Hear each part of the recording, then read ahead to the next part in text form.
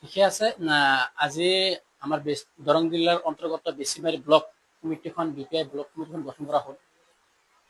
কমিটিৰ সভাপতি হিচাপে মোক দায়িত্ব অৰ্পণ কৰিছে আৰু মই অনাগত দিনত মই এই কমিটিৰ সকলো সদস্য লৈ আৰু দলগত সমষ্টিৰ সকলো ভোটাৰ ৰাইজৰ হৈ আমি ভোটাৰ্ছ পাৰ্টি ইণ্টাৰনেশ্যনেল যিটো কাম কাজ বা ভোটাৰ্ছ পাৰ্টিৰ যিটো আদৰ্শ বা ভোটাৰ্ছ পাৰ্টিৰ যিটো নিয়ম নীতি মানি আমি কামবিলাক আগুৱাই লৈ যাম। আৰু মই ৰাইজক এটা আহ্বান জনাম, অনাগত দিনত ভোটাৰ্ছ পাৰ্টিৰ বাহিৰে কোনো দল নাই। বিজেপিৰ লগত টক্কৰ দিব পৰা দল এটাই আছে, ভোটাৰ্ছ পাৰ্টি। আৰু কংগ্ৰেছ কৰ্মীসকলক বা কংগ্ৰেছ যিবিলাক কাম কাজ কৰি তেওঁলোকক এটা আহ্বান জনাম, তেওঁলোকে যাতে আমাক সঁহাৰি জনায়, তেওঁলোকে আমাক সঁহাৰি কৰি আমাক যাতে আগুৱাই লৈ যায়। আমি তেওঁলোকৰ পৰা অলপ সহায় বিচাৰিছোঁ, কাৰণ কংগ্ৰেছ আৰু অসমত আৰু নাহে। ভোটাৰ্ছ পাৰ্টিৰ বাহিৰে কোনো দল অসমত চৰকাৰ গঠন কৰিব নোৱাৰে। সেই হিচাপে আমি ভোটাৰ্ছ পাৰ্টি ইণ্টাৰনেশ্যনেল তৰফৰ পৰা আমি কংগ্ৰেছ কৰ্মীসকলক আহ্বান জনাম। আৰু বিজেপিৰ কৰ্মীৰ লগত ফাইট কৰাৰ মানুহ একমাত্ৰ হ'ব আমাৰ ভোটাৰ্ছ পাৰ্টিৰ কৰ্মী।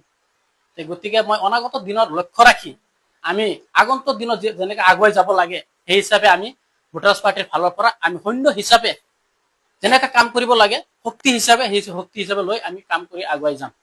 আৰু ভোটাৰৰ যিটো মাহৰ যিটো ভাত্তা, এই ভাত্তাটো আমাৰ মেইন ইছ্যু।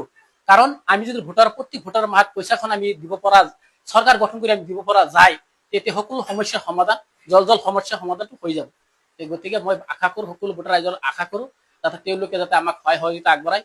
আৰু কংগ্ৰেছ যিবিলাক কৰি আছে তেওঁলোকে যাতে আমাক সহায় সহযোগিতা কৰে। আমি এইখিনি কৈ আমি অনাগত দিনত আগুৱাই যাব পাৰোঁ।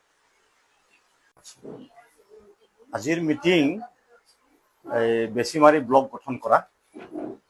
তো বেছিমাৰী ব্লকটো যোৱা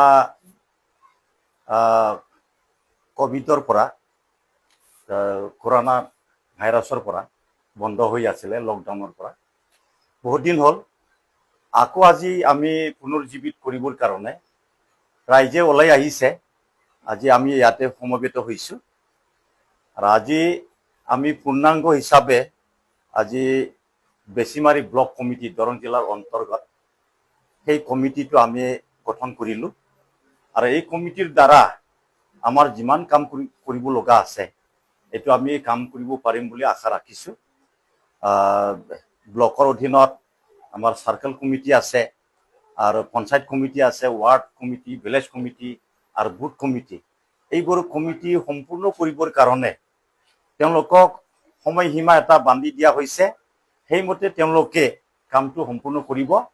এইটো 2026 চনৰ ডিচেম্বৰ মাহলৈকে আমাৰ বুথ কমিটিটো শেষ হ'ব। এইখিনি কামটো দ্ৰুত গতিত কৰিবৰ কাৰণে আমি ব্লক কমিটিটো অনুৰোধ জনাইছোঁ আৰু তেওঁলোকে কাম কৰিবৰ কাৰণে প্ৰতিজ্ঞাবদ্ধ হৈছে।